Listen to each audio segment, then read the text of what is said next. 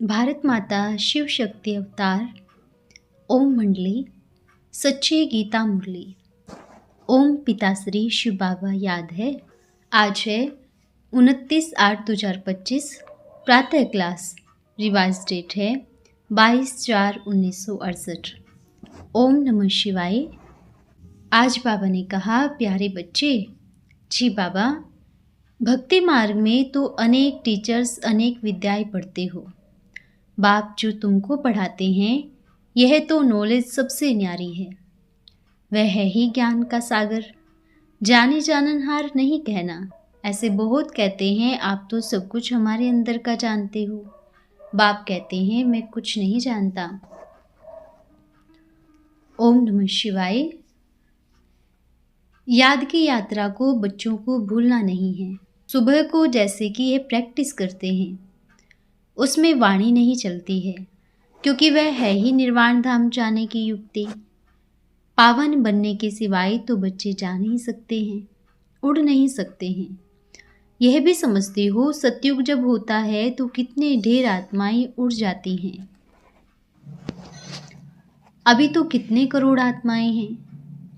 वहाँ सतयुग में जाकर कुछ लाख बचते हैं, बाकी सभी उड़ जाते हैं। जरूर कोई तो आकर पर देते हैं ना। इस याद की यात्रा से ही आत्मा पवित्र बनती है। इनके सिवाय और कोई उपाय नहीं है पावन बनने का। पतित पावन भी एक बाप को ही कहते हैं, फिर कोई ईश्वर कहते व परमात्मा कहते, भगवान कहते। है तो एक ही, अनेक नहीं है। बाप सभी का एक है। लौकिक बाप तो सभी का अपना अपना है। सतयुग में भी लौकिक बाप सभी का अपना अपना है। बाकी है पारलौकिक बाप तो सभी का एक ही है। वह एक जब आते हैं तो सभी को सुख देकर जाते हैं। फिर वहाँ सुख में उनको याद करने की दरकार नहीं रहती। इसलिए गायन भी है, दुख में सिमरन सब करे, सुख में करे न कोई। वहाँ तो दुख है नहीं, वह भी पास्ट हो गया है। अभी बाप बैठकर पास्ट प्रेजेंट फ्यूचर का राज बताते हैं। झाड़ का पास्ट प्रेजेंट फ्यूचर बहुत सहज है। पास्ट तो तुम जानते हो कि कैसे बीज से झाड़ होता है, फिर वृद्धि को पाते पाते आखिरी अंत आ जाती है। इसको कहा जाता है आदि मध्य अंत। यह है फिर वैरायटी धर्मों का, वैरायटी फीचर्स का झाड़। सभी को फीचर्स अपने अपने हैं। फूलों में तुम देखेंगे जैसा जैसा झाड़ है वैसे वैसे उनसे फूल निकलते हैं। उन सभी फूलों के फीचर्स एक रहेगा, परंतु इस मनुष्य सृष्टि रूपी झाड़ में वैरायटी है। उसमें हर एक झाड़ की अपनी अपनी शोभा होती है। इस झाड़ में तो अनेक प्रकार की शोभा है। जैसे बाप समझाते हैं, श्याम सुंदर, यह देवी देवताओं के लिए ही है। जबकि वे सतो प्रधान से तमो प्रधान बनते हैं तो वही सुंदर और फिर श्याम बनते हैं। ऐसे श्याम सुंदर और कोई धर्मों में नहीं है, क्योंकि ऐसे भी धर्म हैं जो काले ही काले हैं। अफ्रीका की तरफ कितने काले होते हैं, उन्हों के फीचर्स भी देखो। जापानियों के फीचर्स, यूरोपियन के फीचर्स, चीनियों के फीचर्स देखो। इंडिया वालों के फीचर्स बदली हो जाते हैं। इन्हों के लिए गाया हुआ है श्याम सुंदर। यह कोई धर्म के लिए गाय नहीं है। ऐसे भी नहीं कि काले लोग पहले गोरे थे फिर काले हुए हैं, नहीं, उन्हों के फीचर्स ही ऐसे हैं। यह मनुष्य सृष्टि का झाड़ है, उसमें वैरायटी धर्म है। वह सभी कैसे नंबरवार आते हैं, यह अभी तुम बच्चों को नॉलेज मिलती है। सन्यासी तो यह बातें समझा न सके, वह तो है ही भक्ति मार्ग वाले। यह 5000 वर्ष का कल्प है। उनको वृक्ष कहो व दुनिया कहो, आधा में है भक्ति, जिसको रावण राज्य कहा जाता है। 5 विकारों का राज्य चलता है। काम चिता पर चढ़कर पतित सावरे बन जाते हैं। रावण संप्रदाय के चलन और इन लक्ष्मी नारायण संप्रदाय के चलन में रात दिन का फर्क है। मनुष्य इन्हों की महिमा गाते हैं, अपन को नीच पापी कहते हैं। यह भी बाप ने समझाया है, तुम आपे ही पूज्य और आपे ही पुजारी बनते हो। वह फिर समझते हैं भगवान ही पूज्य बनता है, भगवान ही पुजारी बनता है। अनेक प्रकार के मनुष्य हैं ना। भक्ति तो तुमने बहुत की है, पूर्व जन्म लेते भक्ति करते आए हो। पहले पहले होती है अव्यभिचारी भक्ति, जिसने तुमको मनुष्य से देवता बनाया है। फिर भक्ति व्यभिचारी होती जाती है, ताकि अंत में बिल्कुल ही व्यभिचारी बन जाती है। तब फिर बाप आकर अव्यभिचारी ज्ञान देते हैं। वह तो शास्त्रों को ही ज्ञान समझते हैं। बाप कहते हैं, अंधश्रद्धा वाले भक्ति मार्ग के शास्त्रों का तुमको कितना घमंड है। यह है भक्ति का घमंड। भक्ति का घमंड भी है तो ज्ञान का भी घमंड है। अज्ञान काल की इस भक्ति के घमंड को दुर्गति का घमंड कहा जाता है, और यह ज्ञान का घमंड है सद्गति का, क्योंकि ज्ञान से ही सद्गति होती है। इनको जब तक पता नहीं है तो भक्ति के ही घमंड में रहते हैं। यह पता नहीं है कि ज्ञान का सागर एक ही परमात्मा बाप है। भक्ति में कितने वेद शास्त्र आदि पढ़ते हैं, धारण करते हैं, जबानी भी सुनाते हैं। यह सभी है भक्ति। कितना विस्तार है भक्ति का, शोभा है ना। बाप कहते हैं, यह रुण्य के पानी मिशल शोभा है। वह पानी दूर से ऐसा चमकता है जैसे कि चांदी। हिरण को प्यास लगती है तो उस रुण्य के पानी तरफ भागता है, तो उसमें ही फंस जाते हैं। भक्ति भी ऐसी है, सभी उसमें फंसते गए हैं। अभी फंस फंस कर एकदम गले तक फंस गए हैं, तो उससे निकालने में बच्चों को कितनी मेहनत लगती है। विघ्न भी बहुत पड़ते हैं, क्योंकि बाप पवित्र बनाते हैं। द्रौपदी ने भी इस पर ही पुकारा है ना। ये सारी दुनिया है ही द्रौपदियों दुर्योधनों की। और फिर इस ख्याल से कहेंगे, तुम सभी पार्वतियां हो, अमर कथा सुन रही हो। थी द्रौपदियां, तुमको पतित बनाते थे। अभी बाप अमरलोक के लिए अमर कथा सुना रहे हैं। यह है मृत्यु लोक, क्योंकि अकाले मृत्यु होती रहती है। बैठे बैठे हार्ट फेल हो जाते हैं। तुम हॉस्पिटल में भी जाकर समझाओ, यहाँ तुम्हारी आयु कितनी कम है, बीमार पड़ते हो, वहाँ बीमार होंगे ही नहीं। भगवान उवाच, अपन को आत्मा समझो और मुझ बाप को याद करो। औरों से संबंध मिटा दो तो तुम्हारे विकर्म विनाश होंगे। फिर कब बीमार होंगे नहीं, काल खाएगा नहीं, आयु भी बड़ी होगी। इन देवताओं की आयु बड़ी थी ना, फिर बड़ी आयु वाले कहाँ गए। पुनर्जन्म लेते लेते आयु कम होती जाती है। यह सुख और दुख का खेल है। इनको कोई भी जानते नहीं। रचयिता बाप को जानते तो रचना को भी जानते। सभी भक्ति के दुर्गति में फंसे हुए हैं। भक्ति है दुबण। इसमें तो झांझ बाजा गाजा मेला मलाखड़ा आदि कुछ भी नहीं। वहाँ कुंभ के मेले आदि में कितने मनुष्य जाकर इकट्ठे होते हैं स्नान करने। स्नान से तो कुछ भी होता नहीं है।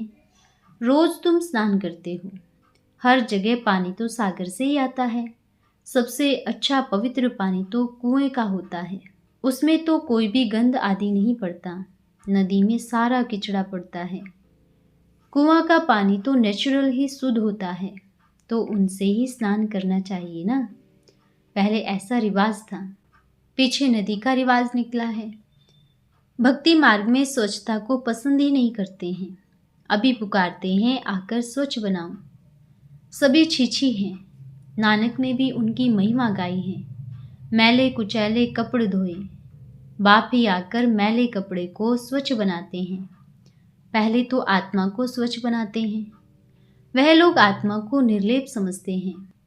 तो बाप कहते हैं, यह भक्ति मार्ग है ही अज्ञान मार्ग, घोर अंधियारा। इनको कहा जाता है आसुरी राज्य। वह है ईश्वरीय राज्य। यह है रावण राज्य, क्योंकि सृष्टि की उतरती कला है। गायन भी है चढ़ती कला, सर्व का भला। सर्व की सद्गति हो जाती है। हे बाबा, तेरे द्वारा सर्व का भला होता है। सतयुग में सभी का भला हो जाता है। वहाँ भी शांति और एक राज्य है। बाकी सभी शांति धाम में रहते हैं। अभी वह लोग माथा मारते रहते हैं विश्व में शांति हो। उनसे जाकर पूछो, कब आगे विश्व में शांति हुई है? कब थी जो फिर मांगते हो? तुम थोड़ा जब समझाते हो तो फिर कहते हैं अभी 40,000 वर्ष पड़े हैं, फिर पीछे सतयुग आएगा। मनुष्य घोर अंधियारे में है ना। कहाँ 5,000 वर्ष का सारा कल्प, कहाँ यह एक कलयुग को ही 40,000 वर्ष कह देते हैं। अनेक मतें, अनेक बातें हैं। बाप आकर सच बताते हैं, जन्म भी 84 ही हैं। लाखों वर्ष हो तो मनुष्य जानवर आदि भी बन सके, परंतु कायदा ही नहीं है। 84 जन्म मनुष्य का ही लेते हैं, उसका हिसाब किताब भी बता देते हैं। ये नॉलेज तुम बच्चों को धारण करनी है। ऋषि मुनि आदि तो नेति नेति करते गए हैं, अर्थात हम नहीं जानते तो नास्तिक ठहरे ना। जरूर फिर कोई आस्तिक भी होंगे। आस्तिक है देवताएं, नास्तिक है रावण राज्य। ज्ञान से तुम आस्तिक बनते हो, फिर 21 जन्म का वर्षा मिल जाता है, फिर ज्ञान की दरकार ही नहीं रहती। अभी है पुरुषोत्तम संगम युग, जबकि हम उत्तम ते उत्तम पुरुष स्वर्ग का मालिक बन रहे हैं। इस जितना जो पढ़ेंगे उतना ऊंच बनेंगे। पढ़ेंगे लिखेंगे होंगे विश्व के मालिक, नहीं तो कम पद। वहाँ भी सफाई आदि करने वाले तो होंगे ना, परंतु वह राजाई है सुख की, यहाँ है दुख की। आस्तिक बनते हैं तो सुख की राजाई करते हैं, फिर रावण आने से नास्तिक बनते हैं तो फिर दुख होता है। भारत कितना सोलवेंट था, अथाह धन था। सोमनाथ का मंदिर कितना भरी भरी बनाया हुआ था। मंदिर बनाने के लिए ही इतने पैसे थे तो खुद के पास कितने होंगे। यह सभी इतने पैसे कहाँ से मिला? शास्त्रों में दिखाया है सागर ने रत्नों की थाली भेंट की। अभी ज्ञान सागर तुमको रत्नों की थालियां भरकर देते हैं। अभी तुम्हारी झोली भर रही है, वह फिर शंकर के आगे जाकर कहते हैं भर दे झोली। बाप को ही नहीं जानते। अभी तुम जानते हो बाप हमारी झोली भर रहे हैं। जितना जिसको चाहिए भरे, जितना अच्छी रीति पढ़ेंगे उतना ही स्कॉलरशिप मिलेगा। चाहे तो ऊंचते ऊंच डबल सिरताज बनो, चाहे तो जाकर चंडाल बनो। बहुत हैं जो फारकती डाइवोर्स भी दे देते हैं। फारकती बच्चे देते हैं, डाइवोर्स स्त्री देती है पति को। यह भी ड्रामा में नूंद है। बाप कहते हैं मुझे कोई फिक्र नहीं, मैं तो फिक्र से फारिग हूँ। तुमको भी कर रहा हूँ। फिक्र से फारिग किद्दा सतगुरु स्वामी, जो सभी का स्वामी अर्थात बाप है, उनको मालिक भी कहते हैं। बाप कहते हैं मैं तुम्हारा बेहद का टीचर भी हूँ। भक्ति मार्ग में तो अनेक टीचर्स अनेक विद्याएं पढ़ते हो। बाप जो तुमको पढ़ाते हैं यह तो नॉलेज सबसे न्यारी है। वह है ही ज्ञान का सागर। जानी जाननहार नहीं कहना। ऐसे बहुत कहते हैं आप तो सब कुछ हमारे अंदर का जानते हो। बाप कहते हैं मैं कुछ नहीं जानता।